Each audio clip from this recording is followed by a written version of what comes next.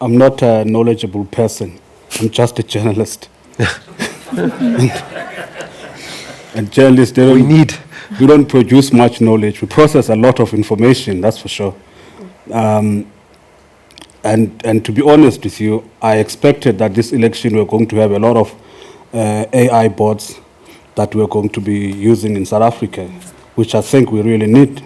To my attitude around AI is probably different from the be scared moment and all of that. My feeling is that we have to embrace AI in journalism and in newsrooms.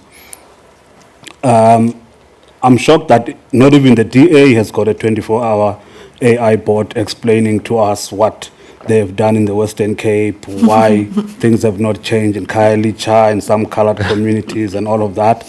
And you can see that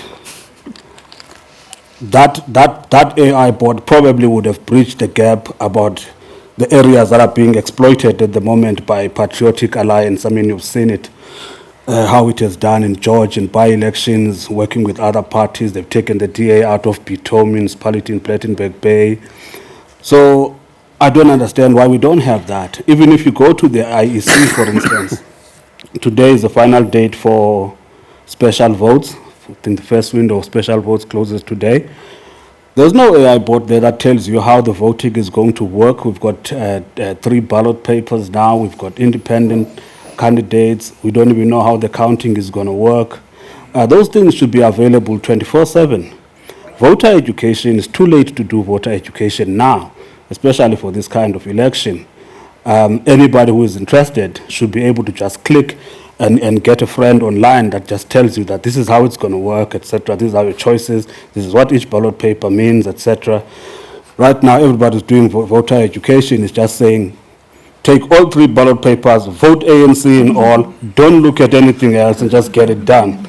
You know, there are too many manifestos. I mean, you've got over 50 political parties that are registered, and so many independent candidates and all of that. All of that information is not available. Well, it is available. You just have to sift through it. And there's so much we, as typing journalists, can do.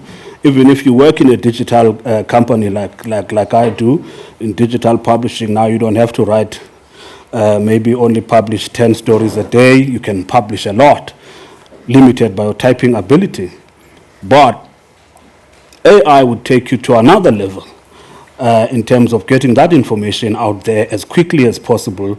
Your job is to make sure that the information is responsible, is fair, is accurate, is true.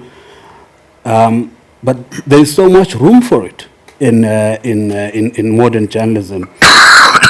Remember now, a modern newsroom, even if you are running a print publication, you have to print digitally. You've got to have some kind of television ability in terms of the videos that you put out there, etc. And you've got to have some kind of broadcast ability in terms of the podcast that you do. So you end up doing it all. So I'm not really scared of AI. I think we can use it and use it very well. This is a platform about information. People are fighting about information, and journalism as an institution has got hundreds of years of institutional knowledge. These boards about what you tell them. It's about what you feed them. You know, you've got to have a system where you can quickly upload the ethics of journalism and put them into good effect. A normal journalist, it's very difficult to process all of that. It takes years to get that kind of knowledge. I saw when there was bombings from Iran, people were downloading videos from long time ago in different settings, etc. And AI has been able to pick up these things and say, no, this is wrong information. That video actually is not of the current videos of the missiles flying out of Iran. So I was like, geez, you know, there was a situation in KZN where years ago animals got out of one of the parks and were just all over the street. And recently people were downloading that information as if it happened yesterday. You know, with the launch of the MK party in December, They were claiming that they were getting a million subscribers every week. And people were circulating this information. And having been a journalist for many years, you remember the ANC tried to have a 1 million man campaign on the on its ranks. That took a long time. They finally achieved it in the Mangaung conference, and immediately after that they lost 300,000 members. They are around 600 and something thousand at the moment. So by January, the MK was claiming to have 4 million members, which is absolute nonsense, So I'm very welcoming of AI. Like I'm telling, I can't give you more information. Maybe I'll respond with questions daily about how a normal newsroom will deal with AI. Simply, we are taking advantage of these new technologies, and we publish in English and Zulu daily, and we wanted to have some robot from God knows where, reading isiZulu so that you can get your article in English and Zulu, and you can imagine what it sounded like. And Toby and I work on the same product, and he did most of the work.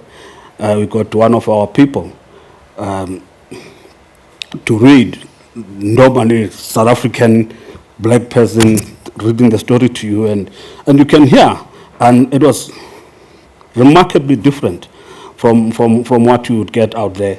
It makes life so easy. It makes things quickly. It's just like any newsroom. You just got to be responsible with the information that you put out there, but you can't just throw your hands in the air. Newsrooms are getting younger, they're getting smaller, and all of that, But you got to keep the guard.